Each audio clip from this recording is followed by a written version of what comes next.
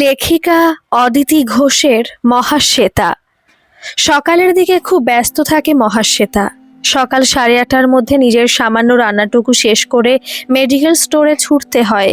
ফিরতে ফিরতে 2টো বেজে যায়। তারপর স্নান খাওয়া সেরে সামান্য একটু বিশ্রাম নিয়ে ঘরদোর পরিষ্কার করা, বাসন মাজা ও রাতে রান্না সেরে ফেলে। কারণ আবার বিকেল 5টা থেকে রাত 10টা পর্যন্ত মেডিকেল স্টোরে থাকতে হয়। বাড়ি ফিরতে ফিরতে 10টা 10 বেজে যায়। তারপর ফ্রেশ হয়ে রাতের খাওয়া মিটিয়ে শুয়ে পড়ে। গত 4 বছর ধরে এই একই রুটিনে চলছে জীবনটা। প্রথম প্রথম একাকিত্ব গ্রাস করতো ওকে, তারপর আস্তে আস্তে অভ্যস্ত হয়ে পড়েছে একা থাকায়। তাছাড়া সমস্ত দিনটা এত ব্যস্ততার মধ্যে কাটে যে কোনো কিছু ভাবার অবকাশ মেলে না।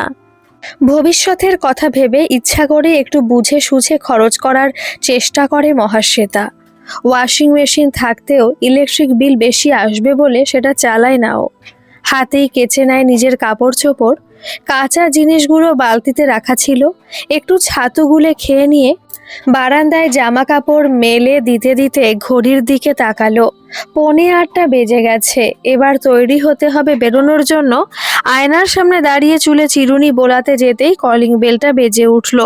তাড়াতাড়ি গিয়ে দরজার খিলটা খুলতেই চমকে উঠল মহাশ্বেতা। দরজায় সামনে দাঁড়িয়ে উৎপল। ওর দুহাতে 2টো বড় বড় হুইলার ব্যাগ। 4 বছর পর ওর এভাবে এখানে আসাতে যতটা অবাক হলো মহাশ্বেতা, তার থেকেও বেশি অবাক হলো উৎপলের সঙ্গে যে এসেছে তাকে দেখে। একটা বছর তিনেকের ফুটফুটে মিষ্টি মেয়ে উৎপলের পাশে দাঁড়িয়ে। বাচ্চাটার মুখটা হুবহু মিতার মতো। ঘটনার আকস্মিকতায় কথা হারিয়ে ফেলেছে মহাশ্বেতা। নীরবতা ভঙ্গ করে মেয়েটা বলল, বাপি বলছিল আমরা মাসিমণির কাছে যাচ্ছি, তুমি বুঝি আমার মাসিমণি? মহাশ্বেতার বুঝতে অসুবিধা হলো না যে মেয়েটা মিতার মেয়ে, কিন্তু ওরা দুজনেই এসেছে, মিতা আসেনি কেন? মেয়েটা আবার বলল, কি গো তুমি আমার মাসিমণি তো? আর চুপ করে থাকা সম্ভব নয়। মহাশ্বেতা ওকে কাছে টেনে নিয়ে বলল, হ্যাঁ আমি তোমার মাসিমণি। তোমার নাম কি? মেয়েটা বলল, আমার নাম প্রত্যাশা। বাপি মামনি আমাকে রিঙ্কি বলে ডাকে, কিন্তু জানো আমার মামনি এখন আর নেই। আমাকে ছেড়ে প্রবাল আঙ্কেলের সঙ্গে কোথায় চলে গেছে। বাপি বলেছে মামনি আর ফিরবে না কখনো। এতক্ষণ পর মুখ খুলল উৎপল, বলল, রিঙ্কি যা বলল সেটাই সত্যি শ্বেতা। পারমিতাই ছোট মেয়েটাকে ফেলে রেখে 1 সপ্তাহ আগে আমার কলিগ প্রবালের সঙ্গে বাড়ি ছেড়েছে। আমি রিঙ্কির জন্য 10 দিনের ছুটি নিতে বাধ্য হয়েছি। তুমি কি আমাদের বাড়িতে ঢুকতে দেবে না মহাশ্বেতা? মহাশ্বেতা বলল, বাড়ি তোমার, আমি তোমাকে বাড়িতে ঢুকতে না দেওয়ার কে? এটা তুমি ভুল বললে। বাড়ি আমাদের দুজনের নামে কেনা, তাই দুজনের সমান অধিকার। গত 4 বছর বাড়ি আগলে তুমিই ছিলে, সেদিক দিয়ে দেখতে গেলে তোমার অধিকারই বেশি। মহাশ্বেতা বলল, এইসব নিয়ে পরে কথা হবে, আপাতত আমাকে একটা ফোন করতে হবে। উৎপল বলল, জানি তোমাকে কোনো প্রশ্ন করা আমার শোভা পায় না, তবুও জানতে ইচ্ছা করছে, ফোনটা কি খুব আর্জেন্ট? মহাশ্বেতা গম্ভীর গলায় বলল, হ্যাঁ আর্জেন্ট। আমি যে ওষুধের দোকানে কাজ করি তার মালিকের সঙ্গে কথা বলতে হবে। মঙ্গলবার মানে কাল আমাদের ওষুধের দোকানটা বন্ধ থাকবে, তাই আজ প্রচণ্ড ভিড় হবে। আমাকে জানিয়ে দিতে হবে যে আমার আজকে যেতে 1 ঘন্টা দেরি হবে। উৎপল বিমর্ষ মুখে বলল, ও। উৎপলের সামনেই ফোনটা করলো মহাশ্বেতা। হ্যালো সুবীরদা, আজ হঠাৎ করে আমার বাড়িতে গেস্ট এসে গেছে, তাই আমার যেতে কিছুটা দেরি হবে। আপনারা একটু ম্যানেজ করে নেবেন। ও প্রান্ত থেকে সুবীর চক্রবর্তী কি বললেন সেটা শুনতে পেল না উৎপল, তবে মহাশ্বেতা বলল, অনেক ধন্যবাদ। ফোনটা রেখে মহাশ্বেতা রিঙ্কির হাত ধরে টানলো, বলল, গাড়িতে এসেছো তুমি, তবু হাত মুখটা ধুয়ে নাও, আমি তোমাদের জন্য শরবত করে আনছি। তারপর কি খেতে দেওয়া যায় দেখি। উৎপল বলল, তুমি এখন হঠাৎ করে কোথায় কি পাবে ভেবে আমি পিৎজা কিনে নিয়ে এসেছি। গাড়িতে ব্যাগটা রাখা আছে, আমি গাড়িটা গ্যারেজে ঢুকিয়ে ওটা নিয়ে আসছি। মহাশ্বেতা বলল, তাহলে তো ব্রেকফাস্টের সমস্যা মিটে গেল। আজকের দিনটা লাঞ্চের জন্য তুমি খাবার অর্ডার দিয়ে দিও তোমাদের মতো। কাল আমার ছুটি আছে, এর মধ্যে আমি কোনো রান্নার লোকের ব্যবস্থা করব, কারণ ওষুধের দোকান সামলে আমার পক্ষে এসব করা সম্ভব তো নয়। উৎপল বলল, রান্নার লোক অবশ্যই চাই। কিন্তু ওষুধের দোকানের ওই সামান্য কাজটা তুমি এবার ছেড়ে দাও। মহাশ্বেতা ঝাঁঝালো গলায় বলল, তা হয় না উৎপল। যখন আমার না খেতে পেয়ে মরার অবস্থা, তখন সুবিরদাই কাজটা আমাকে দিয়ে বাঁচিয়েছিল। তখন আমি ঠিকমতো কাজ পারতাম না, আমাকে হাতে ধরে কাজ শিখিয়েছিল। এখন ওখানে আমি সিনিয়র, আমার ওপর অনেকটাই ভরসা করে। আমি ওনার ভরসার মর্যাদা রাখবো, কাজ আমি ছাড়তে পারবো না। ওর প্রসঙ্গ থাক, এখন তোমার ঘরটা একটু পরিষ্কার করে দিয়ে যাচ্ছি, যাতে তুমি ওখানে বিশ্রাম নিতে পারো। মিনিট 10 মধ্যে গাড়ি গ্যারেজে রেখে ও খাবারের ব্যাগটা নিয়ে এসে উৎপল বলল, তোমাকে কিছু বলার মতো মুখ আমার নেই, তুমি যা ভালো বোঝো তাই করো। উৎপলের কথায় কোনো রেসপন্স করলো না মহাশ্বেতা। শরবতের গ্লাসগুলো ডাইনিং টেবিলে নামিয়ে রেখে ও বলল, আমি টেবিলে প্লেট, চামচ, চুড়ি সব রেখে দিলাম, তোমরা নিয়ে খেয়ে নিও, আমি এবার এলাম। কথা বলতে বলতেই কাঁধে ভ্যানিটি ব্যাগটা তুলে নিয়ে দরজার দিকে পা বাড়ালো মহাশ্বেতা। বাবাকে হারিয়েছে মহাশ্বেতা ক্লাস 10-এ পড়ার সময়। ওদের 2 বোনকে নিয়ে একাই সংসার সামলেছিলেন মহাশ্বেতার মা। পড়াশোনায় বেশ ভালোই ছিল মহাশ্বেতা, কিন্তু ও বিএসসি পাশ করার পর মা ওর বিয়ে দেওয়ার জন্য উতলা হয়ে পড়লেন। সেই সময় এক আত্মীয়ের মাধ্যমে যোগাযোগ হয় উৎপলের সঙ্গে। কেন্দ্রীয় সরকারের উচ্চ পদে কর্মরত সুদর্শন উৎপলকে পাত্র হিসাবে পেয়ে আপ্লুত হয়ে যান মহাশ্বেতার মা। রীতিমতো সুদর্শনা মহাশ্বেতাকে দেখে পছন্দ হয়ে যায় উৎপল ও ওর বাবা মায়ের। বিয়েটা হয়ে যায় 1 মাসের মধ্যে। উৎপলের মা বাবা থাকতেন দেশের বাড়িতে তাদের বড় ছেলের কাছে।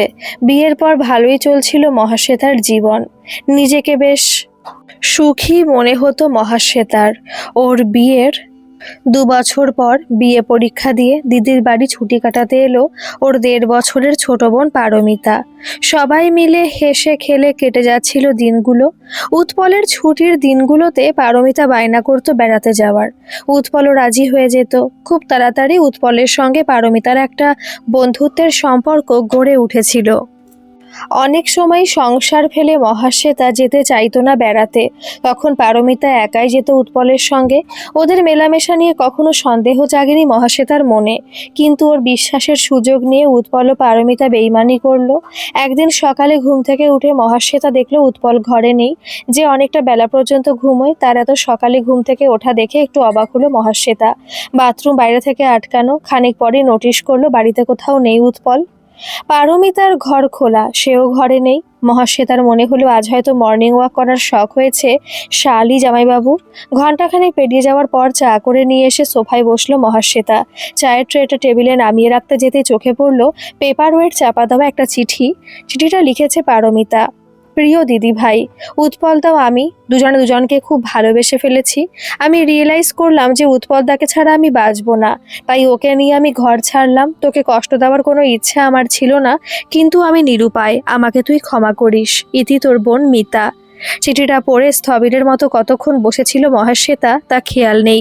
সম্বিত ফিরল কলিং বেলের শব্দে। কাজের মেয়ে রমা আসার যে সময় হয়েছে সে কথা মাথা থেকে উবে গিয়েছিল। হঠাৎ মনে পড়ে গিয়েছিল মহাশ্বেতার দিনটা ছিল 1 এপ্রিল। ওর মনে হয়েছিল পারমিতার এই ফিরে এলো, দিদির সঙ্গে মজা করতে দুজনে মিলে প্ল্যান করে চিঠি লিখেছে। তাড়াতাড়ি উঠে গিয়ে দরজা খুললো, দেখলো দরজায় দাঁড়িয়ে রমা। সেই শুরু হলো মহাশ্বেতার লড়াই করে বাঁচার দিন। 2 দিনের মধ্যেই রটে গেল সত্যিটা।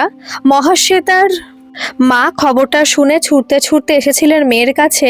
কান্নায় ভেঙে পড়েছিলেন তিনি, কিন্তু মহাশ্বেতা কান্নাকাটি করেনি। নিজের মনকে শক্ত করে কি করে পরবর্তী জীবন চালাবে সে নিয়ে পরিকল্পনা করতে লেগেছিল। ওর এই অসহায় অবস্থায় পাশে এসে দাঁড়িয়েছিলেন উৎপলের বন্ধু সুবীর চক্রবর্তী। একদম অনভিজ্ঞ একজন মহিলাকে নিজের ওষুধের দোকানে কাজ দিলেন।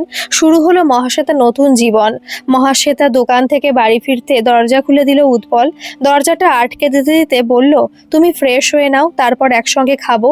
সবাইকার জন্য খাবার অর্ডার করেছিলাম। মহাশ্বেতা বলল, মাফ করো, আমি ওই খাবার খেতে পারবো না, আমার রান্না করা আছে, আমি সেটা খাবো। তুমি খেয়ে নাও, আমি রিঙ্কিকে খাইয়ে ঘুম পাড়িয়ে তোমার জন্য অপেক্ষা করছিলাম। মহাশ্বেতা বলল, ভুল করেছো, এমন ভুল আর করবে না। আমি হাত ধুয়ে তোমাকে খাবার সার্ভ করে দিচ্ছি। আমি টেবিলে খাই না, রান্নাঘরে খাই, ফ্রেশ হয়ে খেয়ে নেব। উৎপল আর কথা না বাড়িয়ে খেতে বসলো। ওকে ভাত, ডাল, 2 রকমের তরকারি ও চিকেন কারি বাটিতে বাটিতে তুলে দিয়ে থালায় ভাত বাড়ছিল মহাশ্বেতা। উৎপল বলল, বাকি খাবারটা তাহলে ফেলা যাবে? মহাশ্বেতা বলল, কিছু করার নেই, আমি আমার কষ্ট করে উপার্জনের টাকায় তৈরি খাবার ফেলতে পারবো না। এগুলো ফ্রিজে রেখে দিচ্ছি, যতটা পারবে রাত্রে রুটির সঙ্গে খেয়ে নিও। আমি তো এত কিছু রাঁধি না, তুমি খেয়ে নাও, আমি খেতে যাচ্ছি। খেয়ে এসে টেবিল পরিষ্কার করে নেব। আর না দাঁড়িয়ে রান্নাঘরে খেতে চলে গেল মহাশ্বেতা। দুপুরে 1 ঘন্টা পিঠটা বিছানায় গড়িয়ে উঠে পড়ে মহাশ্বেতা। আজ 0.5 ঘন্টা বিশ্রাম নিয়ে উঠে পড়ল। রাতের জন্য রুটি, আলুর দম ও রিঙ্কির জন্য এগ চাউমিন বানালো। মনে মনে ঠিক করলো আজ অনেকদিন পর মাইক্রো ওভেনটা ব্যবহার করবে, কারণ এছাড়া উপায় নেই। রাত্রে এসে সব মাইক্রো ওভেনে গরম করে খেতে দেবে। সব কাজ শেষ করে গা ধুয়ে বাথরুম থেকে বেরোতেই দেখলো রিঙ্কি ঘুম থেকে উঠে পড়েছে। ওকে দেখেই জড়িয়ে ধরলো রিঙ্কি, বলল, মাসিমণি, তুমি এখন আমার সঙ্গে গল্প করবে? মহাশ্বেতা বলল, না সোনামণি, আমি এখন তোমার সঙ্গে গল্প করতে পারবো না। আমাকে এক্ষুনি আবার কাজে যেতে হবে। তবে রাত্রে তুমি আমার কাছে শোবে, তখন অনেক গল্প করব। আনন্দে হাততালি দিয়ে উঠল রিঙ্কি। কি মজা, কি মজা, রাত্রে অনেক গল্প শুনবো। মহাশ্বেতা বলল, আমি তোমাকে বাটার টোস্ট করে দিচ্ছি, খেয়ে নাও। এখন তো আমার কাছে আর কিছু নেই, তুমি কি খাবে বলো, আমি ফেরার সময় নিয়ে আসবো। আর শোনো, তোমার বাপির জন্য ফ্লাক্সে চা করে টেবিলে রেখে যাচ্ছি, বাপি উঠলে বাপিকে বলো। রিঙ্কি বলল, বাপি ঘুমোয়নি, বই পড়ছে, তুমি চলো না মাসিমণি, কথা বলবে। মহাশ্বেতা রিঙ্কির মাথায় হাত বুলিয়ে বলল, না সোনা, এখন কথা বলতে গেলে আমার দেরি হয়ে যাবে, আমি ফিরে এসে কথা বলবো। আমি বেরিয়ে যাচ্ছি, তুমি তোমার বাপিকে বলো দরজাটা লাগিয়ে দিতে। কথা বলতে বলতে দরজার দিকে এগিয়ে গেল মহাশ্বেতা। রাত্রে বাড়ি ফিরতে ফিরতে 10টা 10 বেজে গেল মহাশ্বেতার। তাড়াতাড়ি হাত পা ধুয়ে চাউমিন গরম করে রিঙ্কিকে খাওয়াতে বসলো। খাওয়া হয়ে গেলে বলল, তুমি বসে টিভিতে কার্টুন দেখো, আমার কাজ হয়ে গেলে তোমাকে নিয়ে শুয়ে পড়বো। রিঙ্কি বলল, তারপর গল্প বলবে তো? নিশ্চয়ই বলবো সোনা। লক্ষ্মী মেয়ের মতো ড্রয়িং রুমে টিভি দেখতে চলে গেল রিঙ্কি। ওর শান্ত ভদ্র ব্যবহার দেখে অবাক হলো মহাশ্বেতা। ছোট থেকে জেদি একরোখা মিতার এমন মেয়ে হলো কি করে? তবে কি উৎপল ছোটবেলায় এমনই ছিল? হতে পারে। টেবিলে খাবার ধরে দিতেই উৎপল বলল, তোমার সঙ্গে কিছু কথা ছিল রিঙ্কির ব্যাপারে। তোমার খাবারটা নিয়ে এসো না, খেতে খেতে কথা বলি। মহাশ্বেতা বলল, আমি খেয়ে আসি, তারপর কথা বলবো, কারণ আমারও কিছু কথা আছে। খেয়ে টেবিল পরিষ্কার করে ব্যালকনিতে বেতের চেয়ারে বসলো ওরা। বিয়ের পর থেকে রাতে খেয়ে দিয়ে এখানে কিছুক্ষণ বসতো ওরা। বহুদিন পর আবার দুজনে মুখোমুখি। উৎপল বলল, তোমার কি কথা আছে বলো। মহাশ্বেতা বলল, আমি একজন মহিলার সঙ্গে কথা বলেছি ফোনে, সে শুধু রান্নাই করবে না, সমস্ত দিন রিঙ্কির দেখভাল করবে। রাত্রে আমি ফিরলে বাড়ি যাবে, সকালে 9টার সময় আসবে, কাল থেকেই আসবে বলেছে। তার সামনে নিজের আলাদা রান্না করার দৃষ্টিকটু, তাই আমি আর রান্না করব না। তবে আমার খাওয়ার খরচ আমি তোমার থেকে নেব না। আমি ভেবে ঠিক করেছি যে আমি মুদিখানার খরচটা দেব, আর তুমি সবজি, মাছ, মাংস, দুধ রিঙ্কির জন্য অন্য খরচ করবে। সেক্ষেত্রে আমি অন্তত আত্মগ্লানিতে ভুগব না। উৎপল বলল, তোমার যেমন খুশি সেভাবেই থেকো তুমি। তুমি যে আমাকে ক্ষমা করেছো সেটাই অনেক।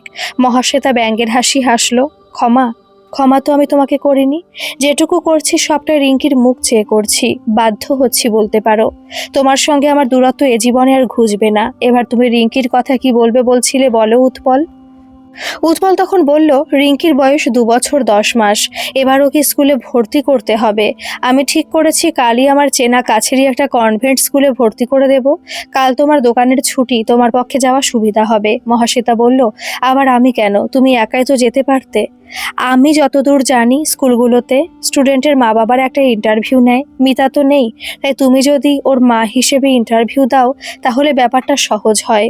রিঙ্কির জন্য এটাও না হয় করব। তুমি কি পারো না শ্বেতা রিঙ্কির মা হতে? মহাশ্বেতা কিছু বলার আগেই রিঙ্কি এসে জড়িয়ে ধরলো ওকে। আধো আধো গলায় বলল, তুমি আমার মামনি হবে মাসিমণি। রিঙ্কির ওই কথার মধ্যে আবদারের সুর। কথাটা মহাশ্বেতার মনটাকে টলিয়ে দিল। ও আর নিজেকে সংযত রাখতে পারল না। বুকের মধ্যে রিঙ্কিকে আরো জোরে চেপে ধরে বলল, হব সোনা, হব। রিঙ্কি বলল, আমি তোমাকে মামনি বলে ডাকবো তাহলে। দু চোখে জল নিয়ে মহাশ্বেতা বলল, তাই ডাকিস সোনা, আজ থেকে আমি তোর মা হলাম। দুটো ছোট ছোট হাত দিয়ে মহাশ্বেতার মুখটা নামিয়ে রিঙ্কি ওর 2 গালে চুমু দিল। ওই চুম্বনে কেঁপে উঠল মহাশ্বেতার শরীরটা। ওর শুষ্ক হৃদয় মা ডাকের জাদুতে সিক্ত হলো। রিঙ্কিকে চুম্বনে চুম্বনে ভরিয়ে দিল মহাশ্বেতা। গল্পটি কেমন লাগলো অবশ্যই কমেন্ট করে জানাবেন, আর ভালো লাগলে একটা সাবস্ক্রাইব করে আমার পাশে থাকবেন। ধন্যবাদ।